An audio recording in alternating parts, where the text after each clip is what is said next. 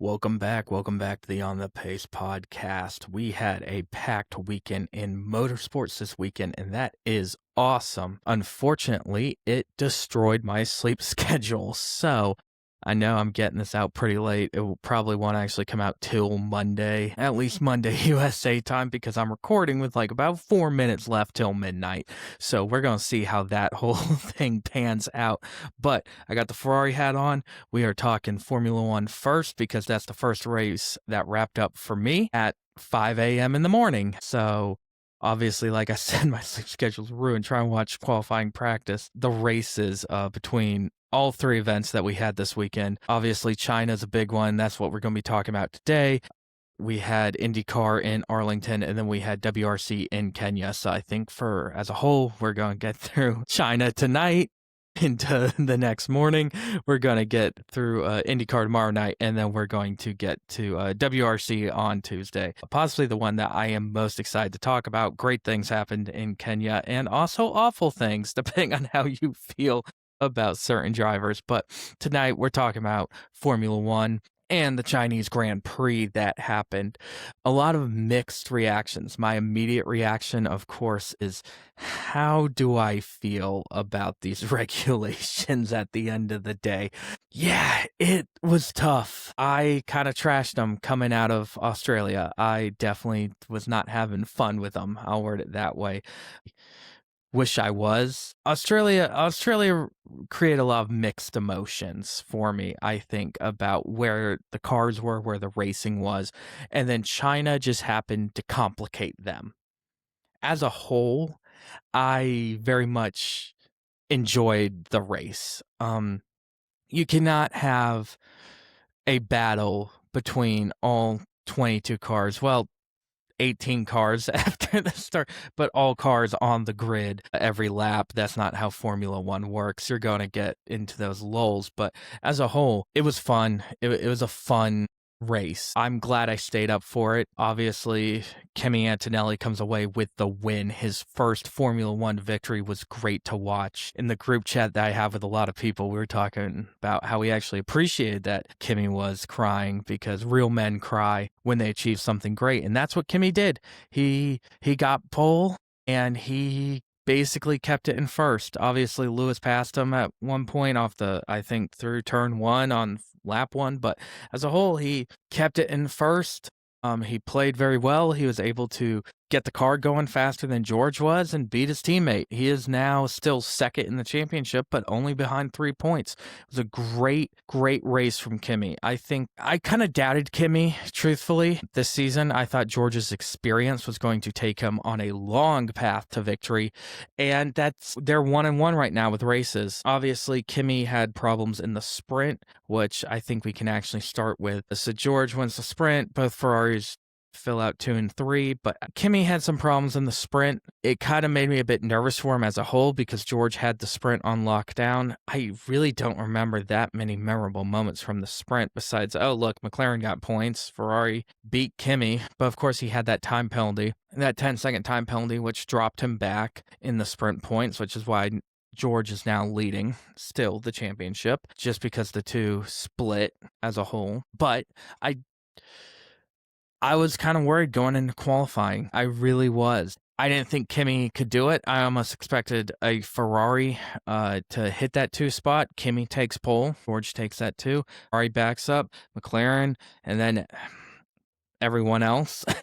I kind of wanted to say apparently Alpine built a better car than Red Bull did, but we'll touch on that a lot more later.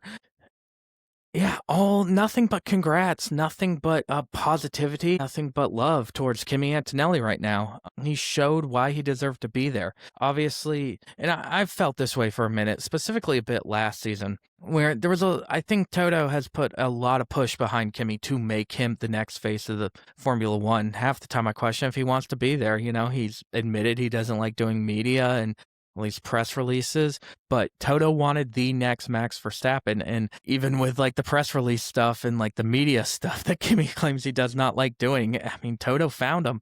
I have to give full props to Toto. Maybe some of that was me doubting Kimi. I don't watch really the lower the lower formulas. I don't really watch them. I keep up with them a bit big fan of Alex Dunn, the Irishman, but I was not familiar with Kimi's game. And towards the end of the season, I feel like I became familiar with his game. But experience is a lot in motorsports. It's a lot really in life. Fernando has a bad car, but Fernando has a ton of experience, and that's why we still root for him and why he does better than other drivers out there. It's why he's still around, too, and people are willing to pay him a lot of money to be around. And when it came to Kimi versus George, I just thought that George had it on lock. I thought this is going to be his championship. I still think this is going to be his championship at this point in the season.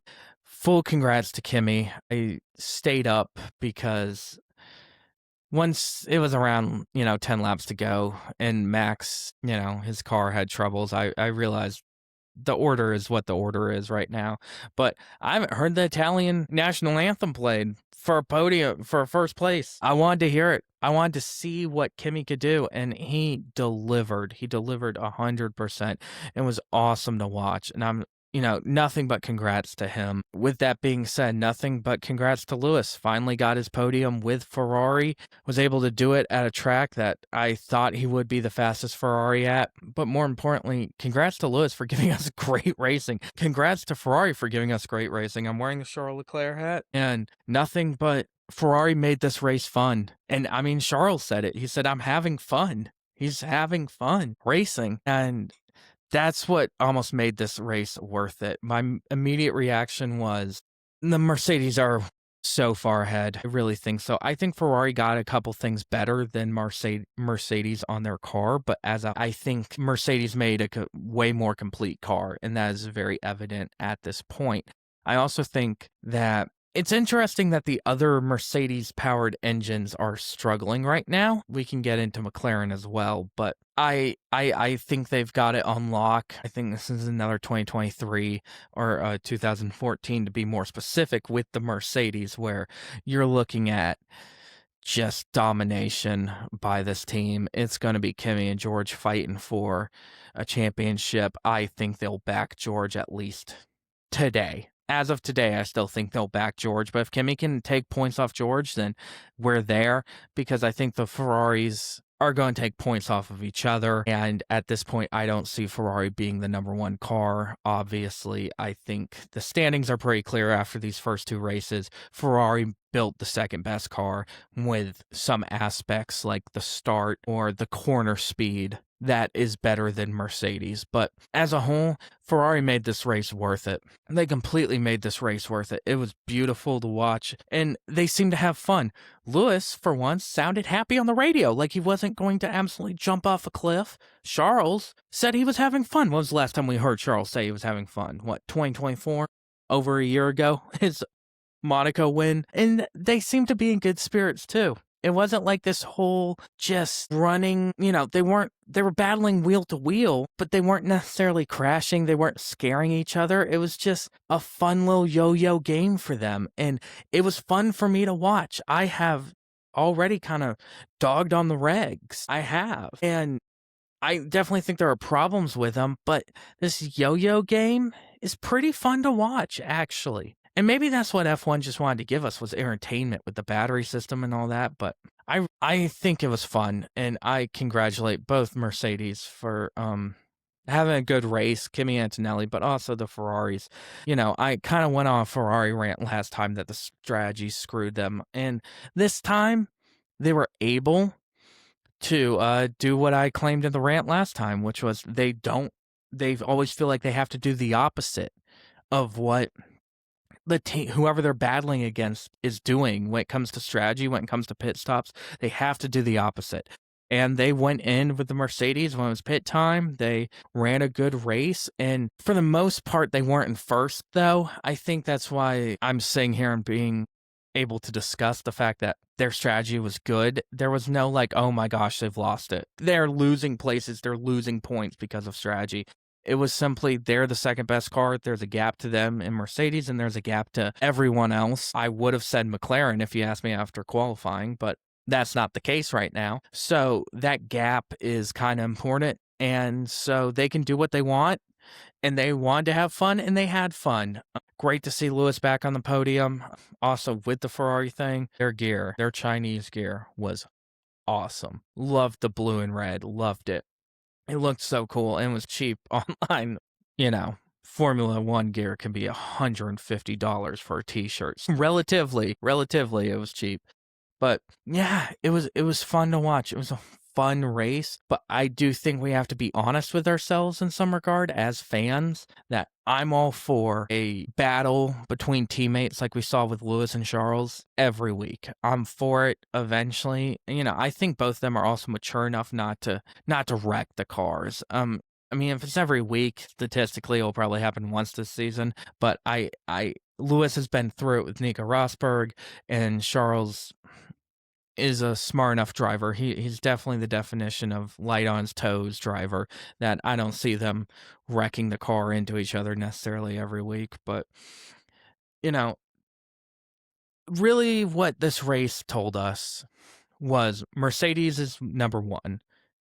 Ferrari is number two. Who's going to finish between the teammate battles between those two teams really depends on the track. And everyone else is having problems. That is what this race told us, is that Mercedes and Ferrari are so far ahead of everyone else that it's going to be between those two, almost to a point where it's not funny. But I think that can kind of lead us into everyone else. So, big talking point, McLaren did not start. Neither started. I still have not fully been able to find out why they didn't start. I think in the broadcast it said hydraulics. Some of the other YouTubers that I watch just kind of mentioned it. I haven't done that much research because, I slept most of the afternoon to make up for my sleep schedule. And honestly, this is not a good look. You are the reigning world champion in Lando Norris. You are the reigning constructor champion for the last 2 seasons. This was a place where you qualified basically third on the teams, 5th and 6th on the grid, and there's problems with your car that both your drivers have to not start the race with. You had a good sprint showing as a whole. I don't know what's wrong with the car. I don't know what's wrong with McLaren, but like I kind of alluded to at the beginning of the podcast, this is not looking great for Mercedes. Of all the teams on the grid with their engine in it, McLaren jokingly said, "Can you tell us how to use it?" Well, I don't know if they did or didn't. Maybe they fed them bad information on purpose where they didn't start. But the only team that looks pretty decent with a Mercedes engine is Alpine of all the teams. And so McLaren need to kind of get it together. I think on their good day, they are the 3rd fastest team. We saw that with the sprint. We saw that with Lando Norris in Australia. But Oscar's sitting at 0 points because he hasn't been able to start either race. Lance Stroll and Fernando Alonso in the Aston have more laps than this guy.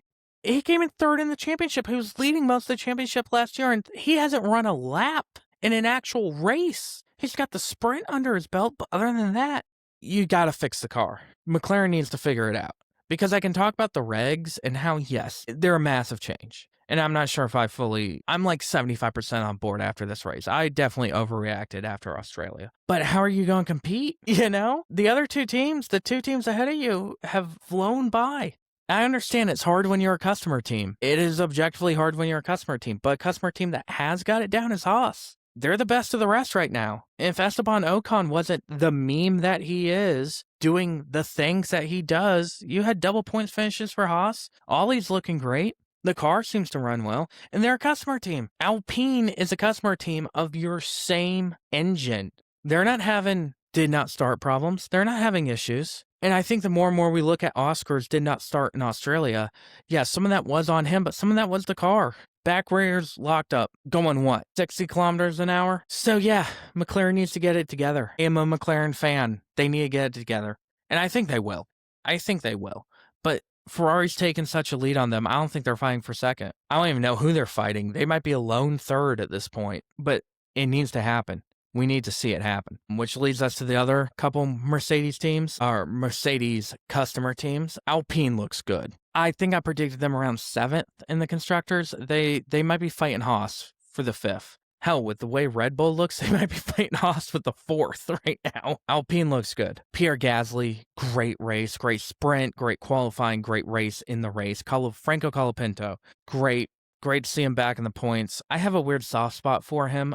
His fans, on the other hand, are sending death threats again, which is not necessary and does not need to happen in anything ever. He's trying to get them under wrap. I guess that's called being an Argentinian at this point, is being a moron on Twitter. But as a whole, I like Colapinto. He kind of seems quiet, kind of seems like a fun guy. Real interesting during qualifying. Shade of emotion from Flavio Briatore, like hugging him because he didn't get to Q3. Did anyone else see that? I haven't seen anyone talk about this. For as much crap as you can pile on Flavio Briatore that he objectively deserves, the dude is all over the Epstein files. But, I was watching Drive to Survive last season's 2024 season, so about a year ago.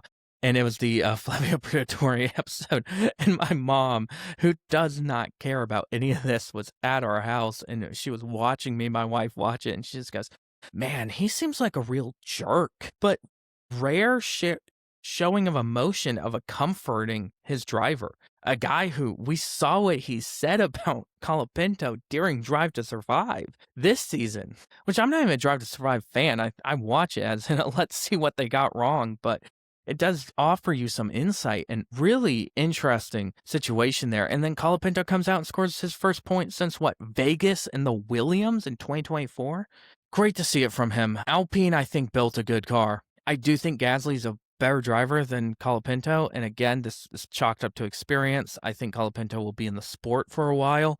But Gasly's kind of an old dog. He's obviously their driver number one, and he had amazing China. I'm sure he's kicking himself that Bahrain's canceled because he's done pretty well at Bahrain in the past too. He had an amazing just weekend from him. Put Alpine up in the points twice, sprint and race, and then Colapinto with that lone point. And Colapinto was going past Sainz towards the end. Obviously, we say a lot of times in motor racing, if only there was one more lap. Well, Colapinto was going to get him.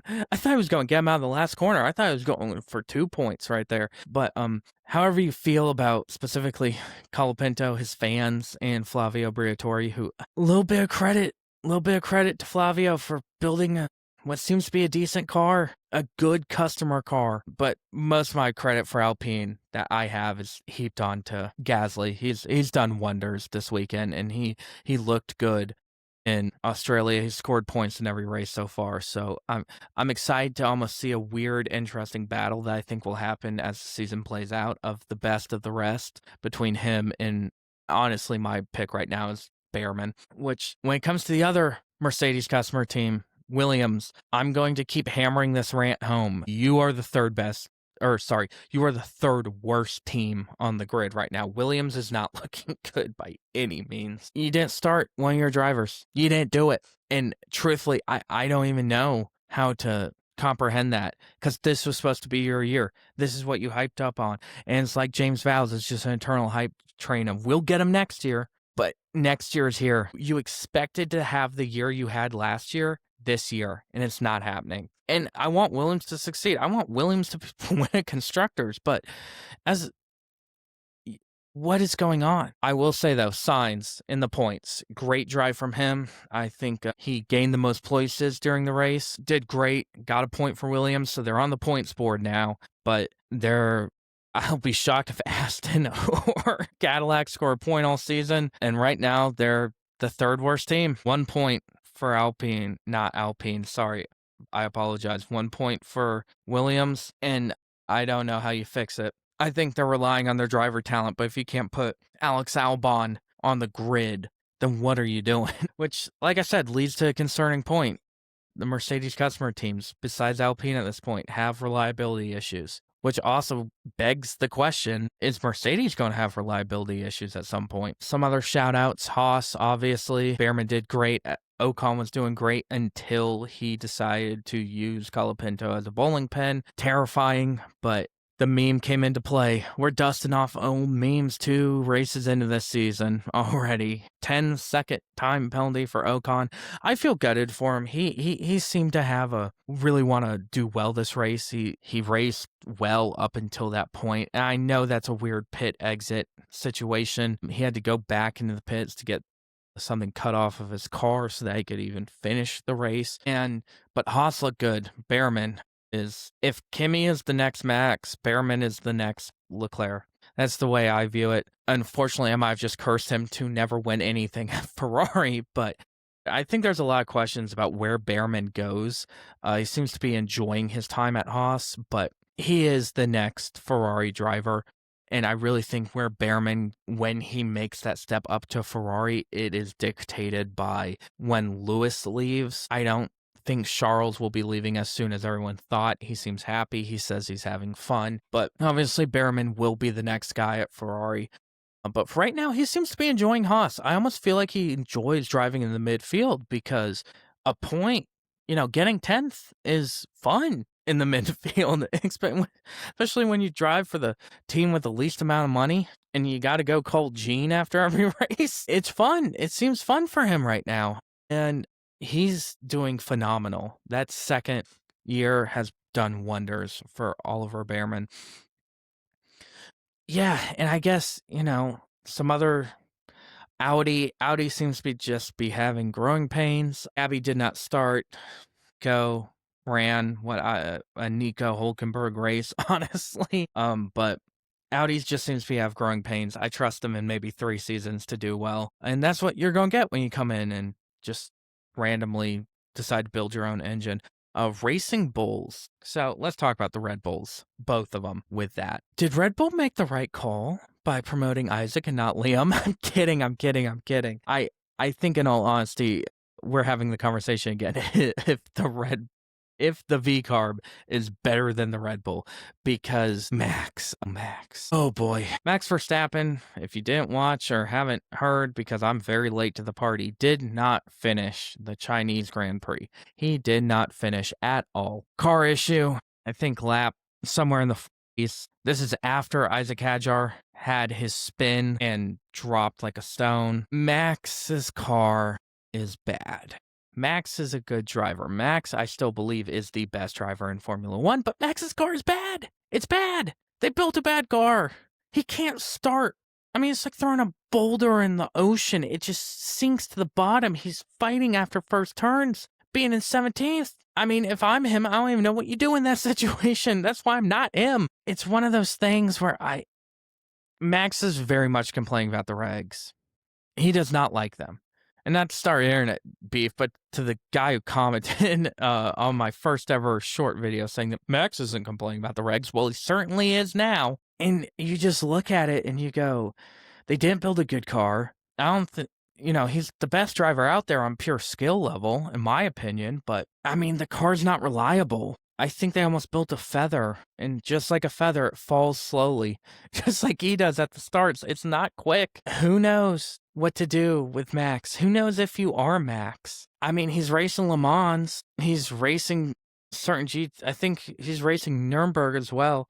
He mentioned in an interview they put out he wants to do Bathurst. My wife doesn't think that Max is going to leave after this season. I think if the car is that bad and the regs are that bad, he will leave and he'll just go mess around in other series. Because at this point, what does he have? He's a 4-time world champion. His name's only up there with Schumacher, Lewis, Vettel, with how many champions he's won. Everyone knows he's the best driver on the grid. But if he doesn't get along with the cars, then why are you racing the cars? I think it's a very serious consideration that Max is going to leave. My wife does not agree with me at all. She thinks he'll at least see out his contract, but he's clearly not having fun. He's clearly not enjoying it, and he clearly hates the new cars. And Isaac, I just feel bad for Isaac because I don't want to say he's fixed the second Red Bull seat. I brought the second Red Bull seat to the entire team. I don't want to put that on Isaac. He seems like such a sweet guy, but the V-Carb's doing better. Now, as part of the V-Carb doing better, Liam Lawson. Liam had a good China, point, sprint, and main race. Lindblad feels like a rookie right now. He's performing like a rookie. He's performing like someone who has a lot of natural talent and is not polished at all. Spun the car multiple times, sprint and main race. Liam out-qualified him, if I'm correct. The only Red Bull driver of those 4 that seems to be getting along with the car or the regulations right now is Liam Lawson. Every driver, get out of my way. I'm Liam Lawson. Right? That's kind of what it feels like right now. And Liam's an interesting one because Liam, I wholeheartedly believes that he believes he's the reincarnation of Lightning McQueen. But he seems to be the only Red Bull driver right now who has a grasp on this. And yeah, it's fun seeing Max cut through the pack, but when his car's a reliability issue, it's not fun seeing him anymore. What was that, him cut through the pack? And we talked about this kind of last time during the Australian Grand Prix, that I think a lot of people get out of Max's way. If you're in a midfield car, you get out on Max's way. But yeah, Liam seems to be the only driver right now who's got a handle on these regs. That's pretty crazy. That's kind of insane. Not the only driver on the grid, but the only driver who's rocking a Red Bull. As for Lindblad, it's his rookie year, and like I said, he's acting like a rookie right now.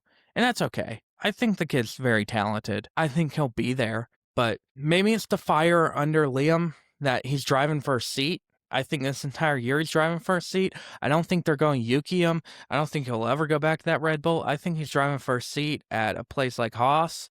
If Behrman gets promoted into Ferrari, driving for a seat at Aston, I don't think he'll be with Red Bull that much longer, personally.